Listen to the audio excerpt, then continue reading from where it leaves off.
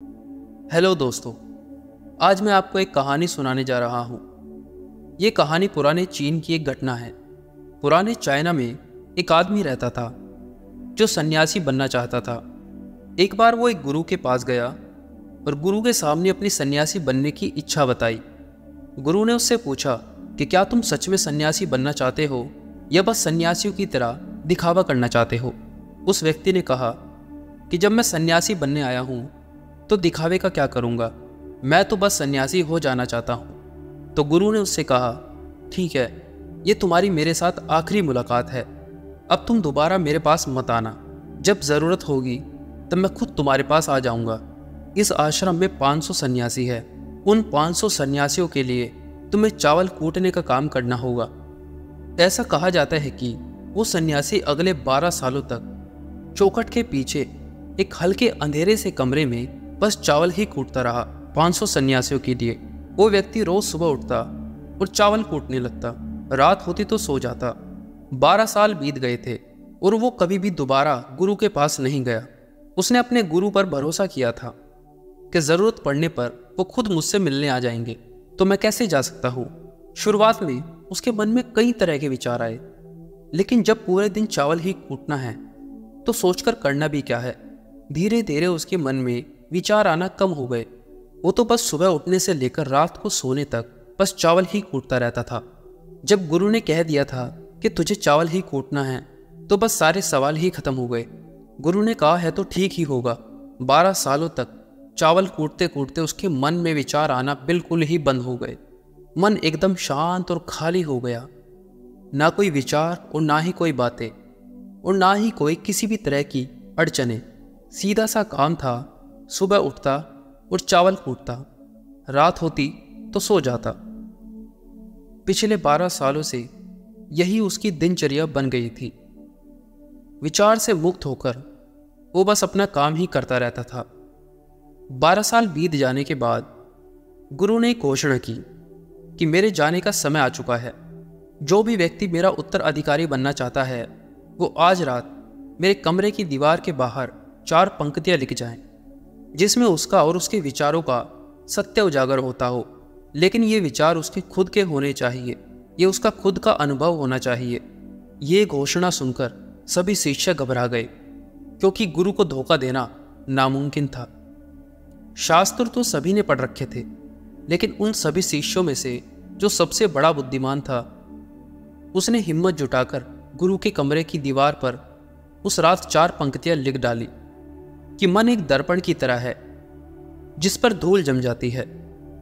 धूल को साफ कर दो तो धर्म उपलब्ध हो जाता है, सत्य का अनुभव हो जाता है।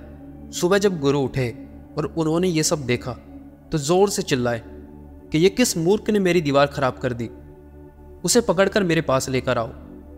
लेकिन वो शिष्य तो लिखकर कल रात ही वहां से भाग गया था। वो डरा हुआ था क्योंकि ये पंक्तियां उसकी नहीं थी। उसने एक बड़े शास्त्र से इन पंक्तियों को चोरी किया था। इसमें उसका खुद का कोई अनुभव नहीं था। शब्द तो अच्छे थे लेकिन उनमें प्राण नहीं थे। वो शिष्य जाते समय अपने आश्रम के मित्र से कह गया था कि अगर सुबह गुरु कहे वाह क्या बात है तो मुझे खबर कर देना, लेकिन अगर गुरु पढ़कर क्रोधित हो जाए तो उन्हें मेरे बारे में मत बताना। सारा आश्रम चिंता में था कि इतनी सुंदर पंक्ति तो है, मन दर्पण की तरह ही तो है जिसमें शब्द, विचार और अनुभव की धूल जम जाती है। दर्पण को साफ कर दो तो सच दिखाई देने लगता है।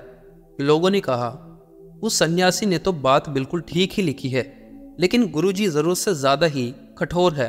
और अब देखते हैं कि इससे बड़ी बात गुरुजी कहाँ से लेकर आते हैं। ऐसी ही बातें पूरे आश्रम में होने लगी।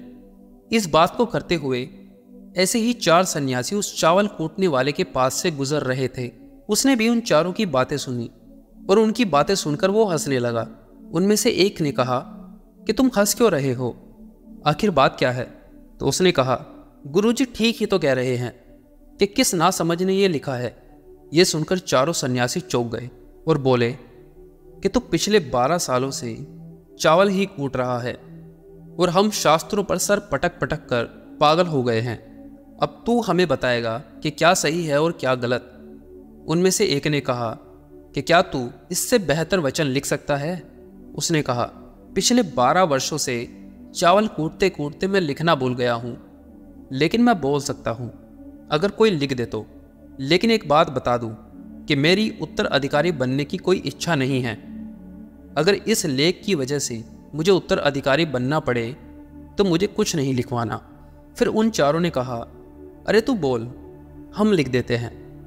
उसने लिखवाया, कैसा दर्पण कैसी धूल, ना कोई दर्पण ना कोई धूल, जो उस ज्ञान को जान लेता है वो सत्य को जान लेता है। जब गुरु को ये बात पता लगी तो वो आधी रात को उस चावल कूटने वाले के पास आए और उससे कहा, अब तू यहाँ से भाग जा, वरना ये 500 लोग तुझे मार डालेंगे। ये मेरा चोगा ले और यहाँ से कहीं दूर चला जा। तू मेरा उत्तराधिकारी बनना चाहे या ना चाहे, इससे कोई फर्क नहीं पड़ता। मैंने तुझे ही अपना उत्तराधिकारी मान लिया है।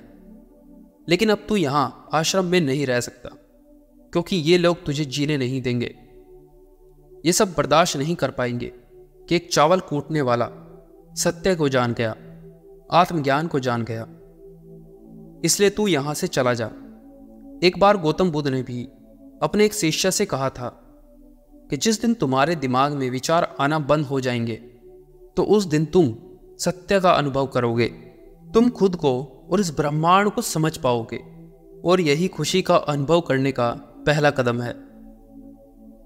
तो दोस्तों, ये थी आज की कहानी। मुझे उम्मीद है कि आपको ये पसंद आई होगी। इस वीडियो को लाइक करें और हमारे साथ जुड़े। अब मैं आपसे ऐसी ही अगली कहानी में मिलता हूँ।